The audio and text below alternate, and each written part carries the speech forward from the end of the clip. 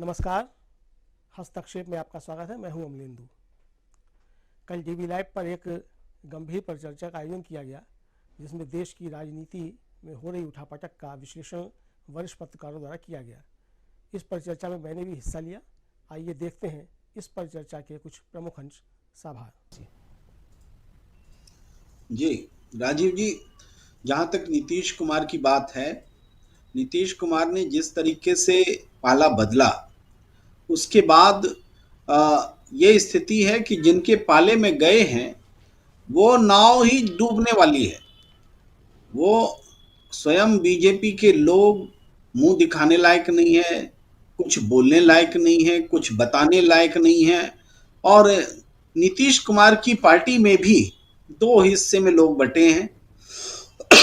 कुछ लोग तो हैं जो चाहते हैं कि ऐसा ही हो, और खास करके जो लोकसभा का चुनाव लड़ चुके हैं, जिनको लगता है कि नीतीश के नाम पर चुनाव लड़ने से जीत नहीं मिलेगी, बीजेपी के नाम से शायद मिल जाएगी, जिनको लगता है जी। लेकिन ज्यादातर जेडीयू में लोग हैं जो कि बीजेपी के साथ रहने को नुकसानदेह मानते हैं और गलत मानते हैं। तो इसको देखते हुए जेडीयू बिल्कुल दो हिस्सों में बटी है। और ये जो फैसला नीतीश कुमार ने लिया है, अब वापस पलटने जैसी कोई गुंजाइश छोड़ी नहीं है उन्होंने। पार्टी हर हाल में टूटनी है, चाहे ये बीजेपी में रहे, चाहे वापस पलटे या कुछ भी करें। ऐसे भी आपने देखा कि बिहार से बाहर जो जेडीयू है वो इंडिया गठबंधन में बने रहना चाहता है, और बिहार में जो जेडीयू है वो अभी इंतजार कर रहा है।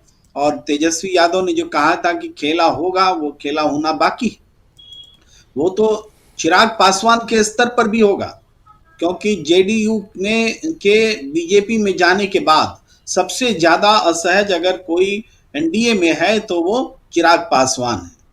चिराग पासवान को ये समझ में नहीं आ रहा है कि वो कैसे जेडीयू के लिए वोट मांगेंगे और जेडीयू के लोग कैसे उनके लिए वोट मांगेंगे। और खास करके चिराग पासवान की दावेदारी जिन संसदीय क्षेत्रों में है, वो जेडीयू की भी वही दावेदारी है। तो इसलिए भी यह इनका हितों का टकराव है, ये एक साथ रह नहीं सकते। तो तेजस्वी यादव और चिराग पासवान के बीच जो नजदीकी की खबर आ रही है, उसका कारण यही है कि जेडीयू के साथ एनडीए में रहना चिराग पासवान के लिए मुश्किल हो रहा है, क्योंकि चिराग पासवान के लिए लोकसभा चुनाव उतना महत्वपूर्ण नहीं है जितना 2025 में होने वाला विधानसभा चुनाव महत्वपूर्ण है। वो विधानसभा चुनाव को देख करके अपनी राजनीतिक करवट लेना चाहते हैं, और उनको नीतीश कुमार ने एक तरह से विवश कर दिया है। एक तरफ ये हालात हैं, दूसरी तरफ इसका जो जनता में रिएक्शन हो रहा है, वो रिएक्शन तेजस्वी यादव के प्रति जबरदस्त समर्थन बन करके उभरा है। आप देखें, आपने देखा, हम सबने देखा कि जब ईडी पूछताछ कर लेती है, उसके बाद रात में देर तक इंतजार करती भीड़ किस तरीके से उनका स्वागत करती है। उसके अगले दिन भी वही हाल रहा। नौजवान सड़क पर हैं। अब हर नौजवान, मुझे वो नौजवान जो कि हमेशा बिहार से इधर दिल्ली एनसीआर में आना जाना करते रहते हैं, उनसे जो हमारी बात हो रही है, अभी मैं भी हाल में बिहार से लौटा था, लेकिन राजनीतिक परिस्थिति बदलने के बाद वहां नहीं गया हूं। तो अभी जो लोग लौटे हैं वो बता रहे हैं, आज की बात मैं बता रहा हूं, वो लोग कह रहे हैं कि तेजस्वी ने नौजवानों में एक उम्मीद जगा दी। जो नौकरी नहीं मिल रही थी, इसने थोड़े समय में आकर के लाखों लोगों को नौकरी दे दी। तो इससे नौजवानों को लगता है कि तेजस्वी कुछ कर सकता है, थोड़े समय में इसने कुछ किया है। तो एक जबरदस्त उत्साह, जो उत्साह कुछ समय पहले दिखता था तेजस्वी के लिए, जब चुनाव से पहले, और तेजस्वी ने बहुत सारे प्लान रखे थे नौजवानों के लिए, तो वो उमड़ करके तेजस्वी के प्रति है।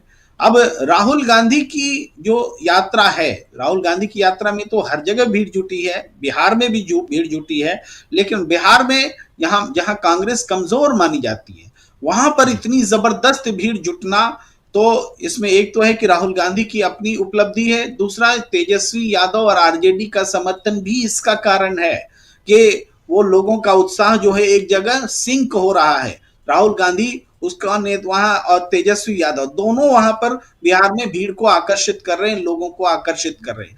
तो इससे बिहार की फिजा बदल गई है।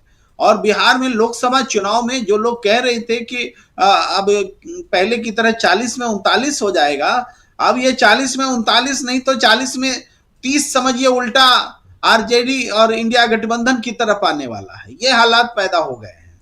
तो इस तरीके से हम देख रहे हैं कि राजनीति बदल रही है। दूसरी तरफ देश में बहुत सारी ऐसी घटनाएं हो रही हैं राजीव रंजन जी, समझिए कि तानाशाही में नरेंद्र मोदी जी की सरकार ऐसे ऐसे काम कर रही है कि विपक्ष को कोई प्रयास करने की आवश्यकता नहीं है, बस डटे रहने की आवश्यकता है। जनता खुद ब खुद उन विपक्ष की आवाज को जुबान दे रही है। अब चाहे चंडीगढ़ के में मेयर के चुनाव में जो कुछ हुआ, अब इसको कोई विश्वास थोड़ी करता है कि चंडीगढ़ का जो इलेक्शन रिजल्ट है वो सही है। इसको विपक्ष को बस रखने की जरूरत है। जनता तो खुद बोल रही है गलत है। इसी तरीके से जिस तरह हेमंत सोरेन को गिरफ्तार करने की तैयारी है, और अब गिरफ्तार तब गिरफ्तार, सुबह से माहौल बना हुआ है टीवी स्क्रीन पर। तो वहां पर हर जिले में आदिवासी प्रदर्शन कर रहे हैं, विरोध प्रदर्शन कर रहे हैं। उनकी अलग भावना है कि आदिवासियों के साथ में, आदिवासी मुख्यमंत्री के साथ में ये गलत खेल हो रहा है, और उसके अपने तर्क है। इस विषय पर जाऊंगा तो लंबा हो जाएगा, लेकिन एक जनता का पूरा जो समर्थन है उनके साथ है। इसी तरीके से अलग अलग हिस्सों में आज देखिए, सुब्रमण्यम स्वामी जो कह रहे हैं कि ये नरेंद्र मोदी झूठा है, नरेंद्र मोदी कायर है, ये चाइना से डरता है, इसका अर्थव्यवस्था के बारे में दावा गलत है, जीडीपी का जो आंकड़ा है वो 7%, वो एक्चुअल में 4% है। ये सारी बातें जब एक सुब्रमण्यम स्वामी कह रहे, वो कह रहे हैं हम वाराणसी में लड़ेंगे नरेंद्र मोदी के खिलाफ।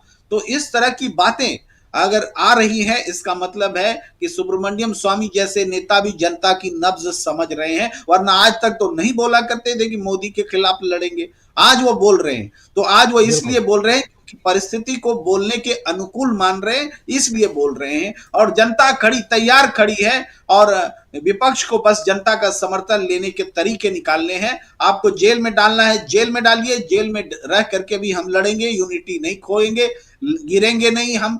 जैसा कि राहुल गांधी ने कहा कि वो लोग क्या नेतृत्व करेंगे जो थोड़े से दबाव में आकर के झुक जाते हैं। तो ऐसे झुकने वालों को पलटी मारने मराने की कोई जरूरत नहीं है। वो रहे जहां पर खुश है वहीं पर रहे। जनता परिवर्तन के लिए तैयार बैठी है। जी बिल्कुल, आप सही कह रहे हैं। बहुत सारी बातें, दो महत्वपूर्ण बात आप कह रहे हैं। एक तो ये कि राहुल गांधी और तेजस्वी यादव का बिहार में जो है वो जनसमर्थन बढ़ा है, और इससे कहीं ना कहीं परेशान तो दूसरा खेमा जरूर होगा जो एनडीए का खेमा है, जिसमें नीतीश कुमार अभी शामिल हुए हैं। दूसरी सबसे महत्वपूर्ण बात कि जो पलटी मारे ना मारे, लेकिन उनकी पार्टी टूट सकती है। आशा है ये वीडियो आपको पसंद आया होगा।